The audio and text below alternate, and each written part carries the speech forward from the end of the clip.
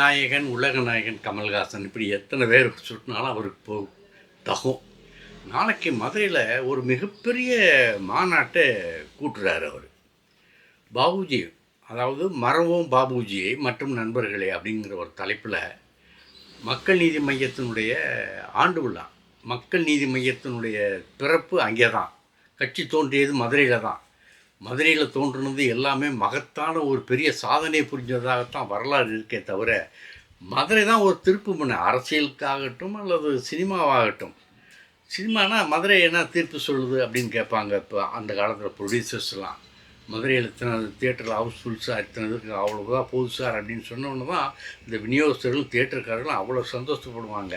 தமிழகம் முழுவதும் அந்த மதுரையை எதிரொலிக்கும், எதாக இருந்தாலும் சரி. நாளைக்கு நடக்கிற அந்த மக்கள் நீதி மையத்தினுடைய ஆண்டு விழாவில் காந்தியை மையப்படுத்தி சில ஒரு தலைப்பு அதெல்லாம் வச்சு பெரிய அளவில் கூட்டியிருக்காரு. இந்தியாவே எதிர்நோக்குது இந்த மாநாட்டில் என்ன நடக்குது, என்ன பேச போகிறாங்கன்ட்டு. முதல்வர் ஸ்டாலின் தலைமை தாங்கிறாரு. அமைச்சர்கள் அத்தனை பேர் கலந்துக்கிறாங்க. கூட்டணி கட்சி தலைவர்கள் யாரும் ஒருத்தர் கூட தவறாமல் அந்த கூட்டத்தில் கலந்துக்கிறாங்க. இது கூட்டணி உறுதிப்படுத்துதல். இதுக்கு நடத்துறது கமல் பண்பாட்டு மையம் தான் நடத்துது. கூட்டணியை உறுதிப்படுத்துதல், இந்த மறைமுக வியூக விவாதங்கள் இதுவும் நடக்கும் எதிர்பார்க்குறாங்க. மாஸ்டர் பிளான் மொத்தமே மடைமாற்றுகிறது நாளைக்கு நடைபெறவிருக்கிற மாநாடு அப்படின்ட்டு அரசியல் வியூகர்கள் எல்லாம் எதிர்பார்த்துக்கிட்டு இருக்காங்க. தத்தம் ஆட்களையெல்லாம் மதுரைக்கு அனுப்பிச்சி வச்சுருக்காங்க. ஒற்றற்படை, உளவுப்படை எல்லாமே மதுரைக்கு போயிருக்கு. மத்திய அரசாங்கத்தினுடைய ஒற்றற்படையும் சரி, மாநில அரசினுடைய அதை அனுப்புறது வழக்கம். ஆளுவது அவங்க கட்சியாக இருந்தாலும் நடத்துகிறது எம்என்எம்மில். ஆக ஒரு உளவுப்படை அங்கே எஸ்பி ஸ்பெஷல் பிரான்ச்சுன்னு ஒன்று வரும், அவங்க ஒன்று நடத்துவாங்க. இங்கே மத்திய அரசாங்கத்திலேருந்து ஸ்பெஷல் போலீஸு விங்கு ஒன்று வரும், ரகசிய இதில் சேர்ந்தெல்லாம் வருவாங்க. எங்கெங்கே இருப்பாங்க, யார்கிட்ட பேசுவாங்கங்கிறது தெரியாது. அதாவது இந்தியாவை எதிர்நோக்குகிற இந்த மாநாட்டை சிதைக்கிற வகையில் பிஜேபி ஏதாவது வேலையை காட்டும் அப்படிங்கிற ஒரு எதிர்பார்ப்பும் இந்த கட்சிகளுக்கு இருக்குது. அதாவது முன்னேற்ற கழகத்தினுடைய கூட்டணி கட்சிகளிடையே இருக்குது. அதுக்கு இது அன்றைக்கே நேரு மீது ஒரு லஞ்ச ஊழல் வழக்கு போட்டு அதுக்கான முகாந்திரம் இருக்குது, நடவடிக்கை எடுக்கணும்னு சொல்லி கோர்ட்டில் சொல்லியிருக்காங்க. அந்த நடவடிக்கையின் பேரில், அந்த கோர்ட்டு சொன்னதின் பேரில் நாளைக்கு என்ன இது எடுக்கிறாங்க என்னங்கிறது தெரியாது. இப்போ மக்கள் நீதி மையத்துக்கு எத்தனை சீட்டு கொடுக்குறாங்கன்னே தெரியாது. ஆனால் அது அந்த கட்சியின் இடத்தோட மாநாட்டுக்கு இவ்வளவு முக்கியத்துவம் இருக்குதுன்னு சொன்னால், அகில இந்திய அளவில் மக்கள் நீதி மையம் எந்த அளவுக்கு விரிவடைஞ்சிருக்கு, அதனுடைய கண்ணோட்டம் எந்த அளவுக்கு மக்களை கவர்ந்துருக்குங்கிறத அதில் நம்ம கவனிக்கணும். அகில இந்திய அளவில் இன்றைக்கி கமல்ஹாசன் வர்றாருன்னு சொன்னால், மக்கள் நீதி மையத்தினுடைய குரல் கேட்குதுன்னு சொன்னால், அவங்க மற்ற கட்சிக்காரங்களாம் கவனிக்கிறாங்களே. இப்போ திராவிட முன்னேற்ற கழகமே இவர் தானே முக்கிய பேச்சாளர்னு திட்டங்கள்லாம் வகுக்குது. இப்போ நடைபெறக்கூடிய தேர்தலில் முக்கிய பிரச்சாரகர் யாருன்னு சொன்னால் உலகநாயகன் கமல்ஹாசன். இப்போ திமுக 164 தொகுதியில் போட்டி போடுதுன்னா, அதில் எத்தனை தொகுதிகளில் யார் யார் பேச போகிறா என்ன அப்படிங்கிறதெல்லாம் நாளைக்கே அநேகமாக ஒரு முடிவுக்கு வருவாங்கன்னு நினைக்கிறேன். கமல் ரஜினி பட ப்ரமோஷன் இதில் பார்த்துக்கிட்டிங்கன்னா, இன்றைக்கி ஒன்று வந்திருக்கு, நேற்றே ஒன்று வந்திருக்கு. இன்றைக்கி அவங்க இந்த பட ப்ரோமோ எடுத்தாங்கல்ல, அதை வெளியிடுறாங்க. தியேட்டர்களில், பெரிய தியேட்டர்களில், சிட்டிஸில் வெவ்வேறு தியேட்டர்களில் அதை வெளியிடுறாங்க. இன்னும் படப்பிடிப்பு இந்த வருஷமே தொடங்காத ஒரு படத்துக்கு இவ்வளவு அட்வான்ஸாக எல்லா காரியமும் நடக்குதே, அது என்ன, எதை குறித்து அப்படிங்கிற ஒரு ஆராய்ச்சி ஒரு பக்கம் நடக்குது. அது இயற்கை. ஏன்னா அடுத்த வருஷம் தான் இந்த வருஷம் எண்டில் தான் அவங்க படப்பிடிப்புக்கு போக போகிறாங்க. அதுக்குள்ளே இந்த அளவுக்கு தயாராகிறாங்களே அப்படின்னு சொல்லி ஒரு ஆச்சரியம். அதில் இன்றைக்கி ஒரு ஸ்பெஷல் ஆச்சரியம் என்னென்னா, ரஜினிகாந்த் சேவ் பண்ணி அழகாக இந்த ஒரு மீசை தாடி வச்சுருக்கிறாரு, குறுந்தாடி வச்சுருக்கிறாரு. இந்த அது நம்ம டிஎம்டிஏகே தேமுதிகனுடைய கட்சி நடிகர் மீசை ராஜேந்திரன் அவருடைய மக கல்யாணத்துக்கு வந்திருந்தார். வந்திருக்கும் போது பார்த்தா அவர் தன்னை முழுமையாக மாற்றிக்கொண்டு ஒரு இளமையான ஒரு லுக்கில் இருந்தார். எல்லாருமே ஆச்சரியப்பட்டாங்க. மீசையெல்லாம் மாறி போச்சு. அப்போ இவர்களுக்கு ஏன்னா எல்லாரும் சொல்கிறாங்க இன்னும் முடியலை, ஜெயிலர் முடியலை, அது ஷூட்டிங்கே இருக்குது, இவர் ஏற்கனவே தாடியில் இருந்தவர், இப்போ அதை இது என்ன பண்ண போகிறேன் அப்படிங்கிற ஒரு இதெல்லாம் பேச்சுக்கள் இருக்குது. என்ன செய்ய போகிறாரு, ஏது செய்ய போகிறாருன்னு எல்லாருமே எதிர்பார்க்குறாங்க. இந்த நிலைமையில் இப்போ இவர் தனியாக இந்த மீசையெல்லாம் செதுக்கி ஒரு அழகாக வச்சுருக்காருன்னு சொன்னால், ஜெயிலர் 2ல் வேறு விதமான ஒரு தோற்றமும் இருக்கலாமா அப்படிங்கிற ஒன்றும் இருக்குது. ஒரு ஐடியா எல்லாருக்குமே நம்ம என்னை மாதிரி ஆளுகளுக்கெல்லாம் நினைக்கிறதுக்கு ஒரு இடம் இருக்குது.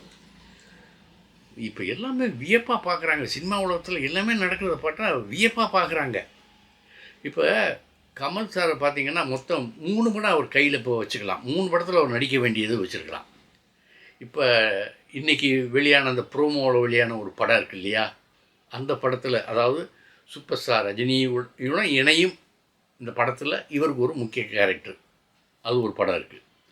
அடுத்து அன்பறிவு படம் ஒன்று இருக்குது. இன்னொன்று ஒரு கேமியோ ரோல் ஒரு படத்தில் பண்ணுறாரு, அது உறுதியாயிடுச்சு. ஆக இந்த வருஷம் அவர் கையில் 3 படம் இருக்குது. இந்த 3 படத்தில் அவருடைய கெட்டப் எப்படி மாறும் அப்படிங்கிறது அவருக்கு தான் தெரியும். என்ன பண்ண போகிறாரு, நமக்கு என்ன ஆச்சரியத்தை கொடுக்க போகிறாருங்கிற ஒரு வியப்பில் அவருடைய ரசிகர்கள்லாம் இருக்காங்க. இப்போ ரெட் ஜெயண்டுடைய படம் தான் இது. இப்போ நம்ம ரஜினிகாந்த் கமல் நடிக்கிற படத்தினுடைய ப்ரோமோ இன்றைக்கி பார்த்தீங்கல்ல, இப்போ பார்த்துருப்பீங்க, பல பேர் பார்த்துருப்பீங்க. அதனுடைய ப்ரோமோவில் வர்றது போக ரெட் ஜெயண்டு இன்னொரு படத்தையும் தயாரிக்கிறதுக்கு பூஜை போட இருக்காங்களாம். மார்ச் 14 வந்து பூஜை போடலாம் அப்படின்னு எதிர்பார்க்குறாங்க. பிரசாத் ஸ்டுடியோவில் செட்டு தயாராகிக்கிட்டு இருக்கு. அது வந்து மாரி செல்வராஜுடைய படம், இன்ப உதயநிதியுடைய முதல் தயாரிப்பு, அதாவது 2வது தயாரிப்பு. முதல் தயாரிப்பு தான் உலகநாயகன் கமல்ஹாசன் சூப்பர் ஸ்டார் ரஜினிகாந்த் நடிக்கிற படமாச்சு. 2வது தயாரிப்பு மாரி செல்வராஜுடைய படம். அதில் ஆர்டிஸ்ட் யாருன்னுங்கிறத அறிவிக்கலை. அநேகமாக அந்த 14ஆம் தேதி, மார்ச் 14ஆம் தேதி தெரியும் அப்படின்னு அது ஒரு பக்கம் ஒரு பேச்சு போய்கிட்டுருக்கு. இப்போ நேற்று இரவோட, அதாவது மாலையோட வேட்பு மனு தாக்கல் முடிஞ்சு போச்சு. அதாவது மனு விநியோகம் இருக்குது இல்லையா, அந்த வேட்பு மனு விருப்ப மனு வாங்கிறது நேற்றோடு முடிஞ்சு போச்சு பனையூரில் தாவேக்கா கட்சியில். இதில் என்ன சொன்னாங்கன்னா, ஏற்கனவே இந்த விருப்ப மனு வாங்கிட்டு போனவங்களில் பாதி பேர் திருப்பி கொடுக்கவே இல்லையா, பாதி பேர் வரவே இல்லையா. எப்படி வருவான், அவனுக்கு எந்த தொகுதியில் போட்டி போடுறதுங்கிற ஒரு ஆர்வம் இருக்காது. இப்போ இந்த விருப்ப மனு வாங்கினா தலைவர் விஜயோட ஃபோட்டோ எடுத்துக்கலாம், கூப்பிடுவாங்க, பேசலாம் அப்படிங்கிற ஒரு ஆர்வத்தில் அவன் வாங்கிட்டு போயிருக்கலாம். நிற்கிறதுக்கு காசு வேணும்ல. சரி, ஓரளவு தேதி கீதி வச்சுட்டான்னு வச்சுக்கோங்க. எலெக்ஷனுங்கிற ஒரு அது பேய் தீனி தீங்கும். அந்த எலெக்ஷன் என்ன எவ்வளவு செலவாகுதுன்னு கட்டுப்படுத்த முடியாதது. அதனால் அந்த செலவையெல்லாம் இந்த தமிழக வெற்றி கழகத்துக்காரங்க தாக்கு பிடிப்பாங்களா, செலவு செய்ய முடியுமா, அவ்வளோ பணத்துக்கு அந்த அறிமுக கட்சிக்காரங்க எங்கே போவாங்க. சரி, மற்ற கட்சிகள் கொடுக்குற மாதிரியே விஜயே கையிலேருந்து கொடுக்குறாருன்னு வச்சுக்கோங்க, அது எவ்வளோ கொடுப்பாரு. அதனால் அங்கே ஒரு தேக்கம் ஏற்பட்டு போச்சு. இப்போ தான் யதார்த்தத்தினுடைய ஒரு உண்மை நிலையை அந்த கட்சிக்காரங்க உணர்கிறாங்க. ஏன்னா விருப்ப மனு 100 பேர் வாங்கிட்டு போயிருந்தாங்கன்னா அதில் பாதி பேராவது வந்து ஃபில்லப் பண்ணி பணத்தை கட்டியிருக்கணும்ல. பாதி பேர் கூட வரலையா. அந்த முக்கியமாக இப்போ பேசுகிறாங்கல்ல, அந்த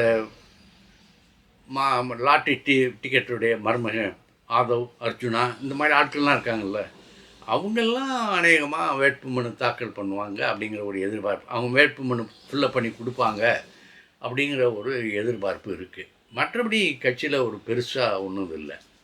அப்புறம் இன்னும் ஒரு சிலர் சொல்கிறாங்க, ஜனநாயகன் படம் இப்போ வெளிவர மாதிரி இல்லை, எலெக்ஷன் டேட்டும் சீக்கிரமாக அனௌன்ஸ் பண்ணிடுவாங்க, அதற்கிடையில் இனிமேல் படம் வர்றதுக்கு வாய்ப்பே இல்லைன்னு சொல்லி அந்த ஒரு பக்கத்தில் இருந்த ஆதரவு, அந்த ஒரு ஆர்வத்தை அப்படியே தடை போட்டாங்க.